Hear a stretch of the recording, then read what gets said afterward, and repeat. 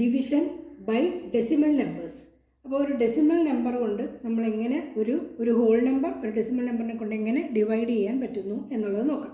അപ്പോൾ നമുക്ക് ഈസി ആയിട്ട് എങ്ങനെ ചെയ്യുന്നതെന്ന് വെച്ചാൽ ആദ്യം ഈ numerator by denominator decimal place ഒന്നും നമ്മൾ കൺസിഡർ ചെയ്യേണ്ട, ഹോൾ നമ്പേഴ്സിൻ്റെ ഡിവിഷൻ മാത്രം കൺസിഡർ ചെയ്താൽ മതി. 12 ഡിവൈഡ് ബൈ 3 എന്ന് പറയുന്നത് 4. ഇവിടെ എത്ര ഡെസിമൽ പ്ലേസ് ഉണ്ട്? ഒരു ഡെസിമൽ പ്ലേസേ ഉള്ളൂ. അപ്പോൾ നമ്മൾ ഒരു 0 ആഡ് ചെയ്താൽ മതി. അടുത്ത ഇവിടെ എന്താണ്? 6 ഡിവൈഡഡ് ബൈ 2 ദാറ്റ് ഇസ് 3.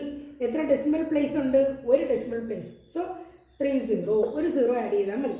ഇവിടെ എങ്ങനെയാണ്? 10 ഡിവൈഡഡ് ബൈ 2 ദാറ്റ് ഇസ് 5. ഇവിടെ എത്ര ഡെസിമൽ പ്ലേസ് ഉണ്ട്? 2 ഡെസിമൽ പ്ലേസ്. അപ്പോൾ നമ്മൾ 2 zeros ആഡ് ചെയ്യണം. ഇത് 54 by 9 that is 6. 1 2 3 3 decimal place ഉണ്ട്. അതുകൊണ്ട് നമ്മൾ 3 zeros ആഡ് ചെയ്യുന്നു. 35 divided by 7 35 divide by 7 7 into 5 35. ഇനി എത്ര ഡെസിമൽ പ്ലേസ് ഉണ്ട്? 1 2 3 4. അപ്പോൾ 1 2 3 4. അപ്പോൾ ഇത് നമ്മുടെ നോർമൽ ഡിവിഷൻ വഴി കറക്റ്റ് ആണോ നോക്കാം. 35 ഡിവൈഡഡ് ബൈ 0.0007. ഇതാണല്ലോ നമ്മുടെ ക്വസ്റ്റ്യൻ. നമ്മൾ എന്ത് ചെയ്യുന്നു? 35 ഡിവൈഡഡ് ബൈ ഇവിടെ എന്താണ്? 7. ഇതിനെ നമുക്ക് എങ്ങനെ റീഅറേഞ്ച് ചെയ്ത് എഴുതാൻ പറ്റും? 1 2 3 4 1 2 3 4. ഇതാണല്ലോ നമ്മളിങ്ങനെ എഴുതുന്നത്.